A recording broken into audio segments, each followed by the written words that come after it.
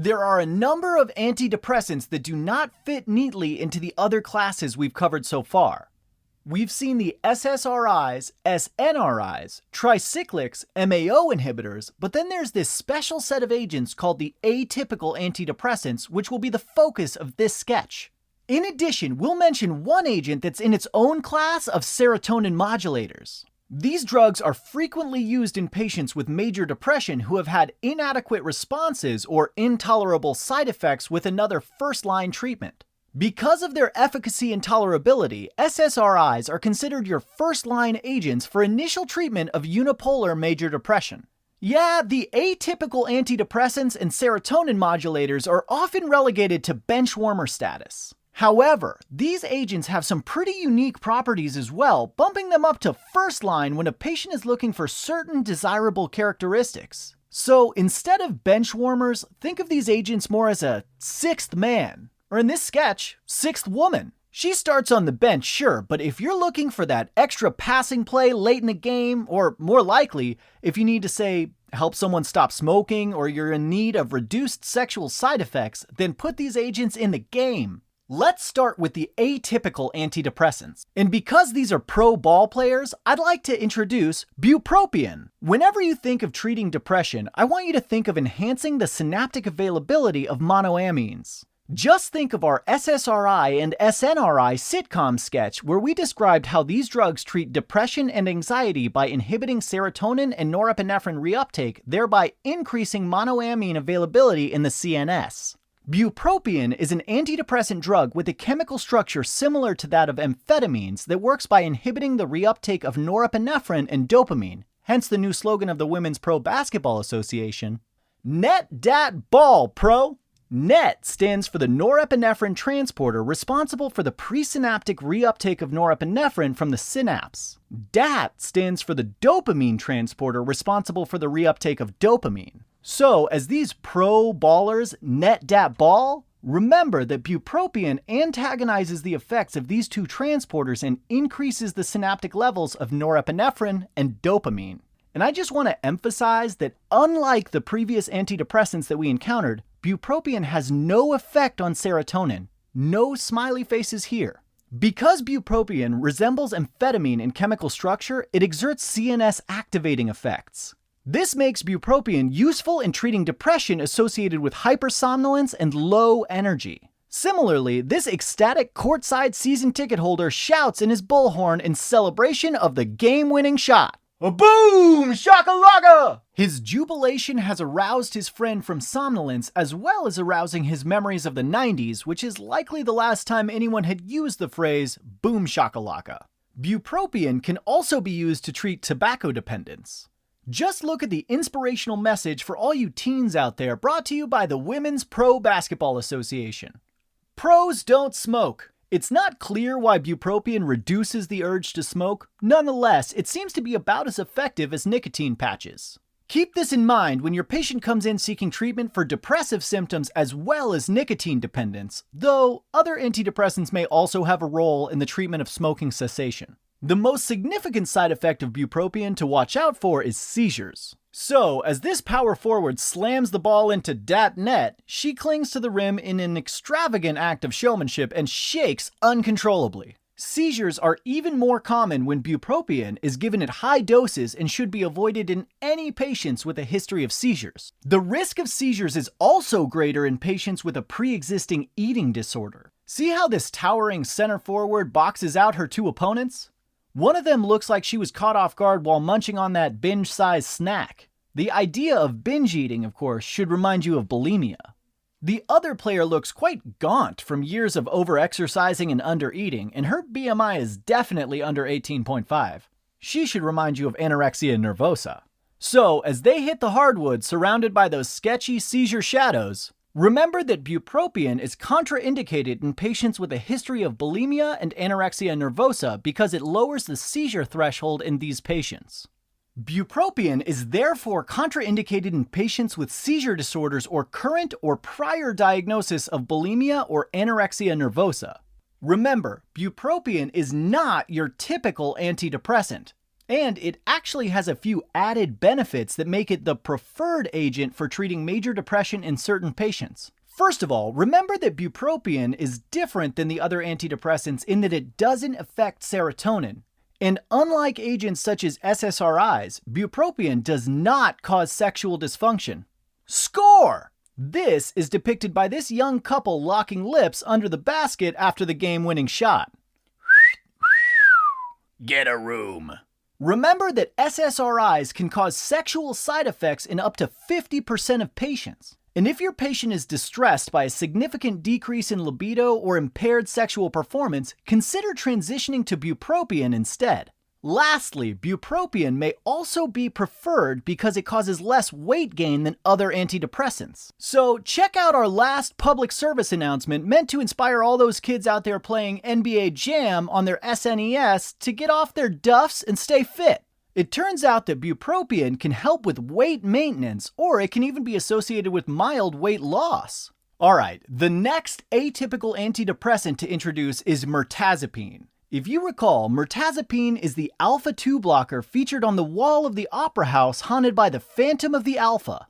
And in that scene, the name mirtazapine was embodied by the phrase mirth and misery. Here, the same saying mirth and misery adorns the screen on the Jumbotron. At Sketchy, whenever we talk about the treatment of depression, we'll include a symbol like this one, the sad mask to remind you of the negative symptoms associated with major depressive disorder, and the happy mask to emphasize the goal of treatment, which is remission of all symptoms. Mirtazapine's ability to block presynaptic alpha-2 receptors is represented by the extinguished double alpha candle. In this scene, we've updated it a bit, depicting instead two alpha-shaped filaments that are out.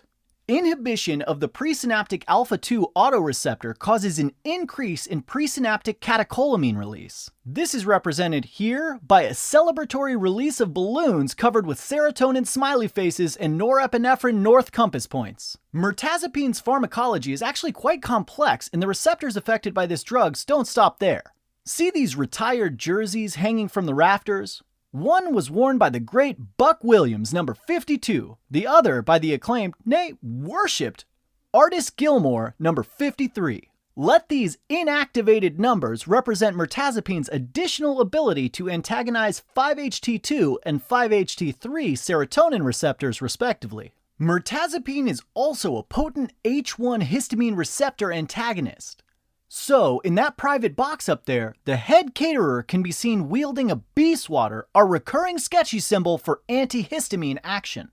As you might have guessed, this antagonism at the H1 histamine receptor can cause sedation, which is depicted by our sleeping fan here who lost interest about halfway through the match. You know, some people come for love of the game. This guy, though, came for love of whatever that pink stuff is in front of him. This side effect can actually be used therapeutically, making mirtazapine one of the first-line options for patients with major depression and insomnia. Mirtazapine can also be used as an adjunctive treatment with the more activating antidepressants like bupropion to balance out the effect. Notice, too, that our private booth patron is also looking quite rotund from the long season of exorbitant dinners. Unlike bupropion, mirtazapine is associated with weight gain. Though it's often an unwanted side effect, this too may be desirable for some patients, including the elderly or patients with major depression and anorexia. Like bupropion, mirtazapine may be preferred as a first-line treatment for major depression because of its lack of sexual side effects. And next to the mirth and misery cam, we've got the kiss cam, featuring our sexually active and presumably fully functional lovebirds. Seriously, that is disgusting. Go get a room. Alright, it's time to introduce our last agent, which has a slightly different mechanism than the other antidepressants in this chapter. Say hello to trazodone, signified by the overzealous trombone player from the local college band who rushes the court after the supposed game-winning shot. Careful, Gary, you remember what happened last time? You rushed the field too early with that trombone of yours when Stanford supposedly won? Can we wait for the official whistle this time? Trazodone is a serotonin modulator. In other words, it antagonizes postsynaptic serotonin receptors while also weakly inhibiting serotonin reuptake, and I don't know, it gets a little wishy-washy from there, but trazodone's various effects on serotonin will be represented here by the drummer modulating the tempo of serotonin with his big smiley face drum. Trazodone specifically antagonizes 5-HT2 receptors, so as a little extra reminder, our serotonin-modulating drummer here wears the revered, inactive 52 jersey. Signed by Buck Williams himself. I want to emphasize here that trazodone has minimal effects on norepinephrine and dopamine, so let's keep that band away from .net on the other side of the court. I'm looking at you, Gary. Stanford still remembers, Gary. Trazodone does, however, antagonize alpha-1 receptors as indicated by the celebratory lighter that has been extinguished by the blast from that trombone. Notice that the extinguished wick forms the shape of an alpha, our recurring sketchy symbol for alpha-1 blockade. As we know, alpha-1 blockade can cause major vasodilation, which leads to a rare but serious effect of trazodone therapy, priapism. Priapism is a persistent erection lasting more than 4 hours that is not associated with sexual excitement. Let the firmly erect trombone remind you of this side effect, as well as the nickname for this drug, trazodone. Priapism is most common in young adult men, and it is a medical emergency that can result in permanent damage to penile tissue and erectile dysfunction if left untreated. Furthermore, trazodone should be used with caution in patients with conditions that predispose to priapism, such as sickle cell disease and multiple myeloma. Another side effect of alpha-1 antagonism is postural hypotension. And here we see the coach of the opposing team has passed out in disbelief that his championship dreams are over. He looks pretty old too, though, so I might ask about chest pain or something, just to be safe. Trazodone is also a potent H1 histamine receptor antagonist, and the ensuing sedating effects of trazodone can actually be quite pronounced. We saved trazodone for last because it is not a first-line treatment for depression, having been supplanted by the SSRIs. Rather, because of its hypnotic effects, its main therapeutic benefit is for patients with insomnia and major depression. And, as you can see, the opposing team just didn't have enough gas in the tank. I mean, they are completely out. Just look at them. We've also included our recurring antihistamine B swatter, just for good measure.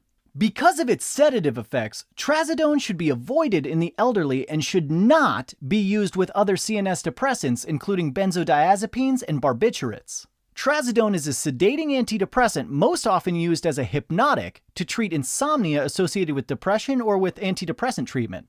Although it is less common than with the other antidepressants that affect serotonin, like SSRIs, trazodone can cause sexual dysfunction. So we've included one last precocious band member leaning in for a kiss from that point guard and getting promptly rejected. Come on, son. You're out of your league. The last adverse effect of trazodone to mention is serotonin syndrome. It's represented here by the rack of balls tipped over as the band rushes the court, causing a noticeable buildup of serotonin smiley faces. Recall that the other drugs inhibiting serotonin uptake, such as SSRIs, SNRIs, and TCAs, were also associated with serotonin syndrome, and the weak inhibition of serotonin reuptake with trazodone means we should keep this side effect in mind here too.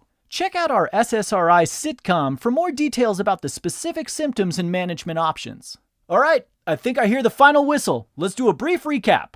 Bupropion is an atypical antidepressant that inhibits the reuptake of norepinephrine and dopamine. Net dat ball, pro! Increased norepinephrine means it can be stimulating, so it's useful for treating depression associated with hypersomnolence. Boom shakalaka! It can also be used to treat tobacco dependence. Pros don't smoke.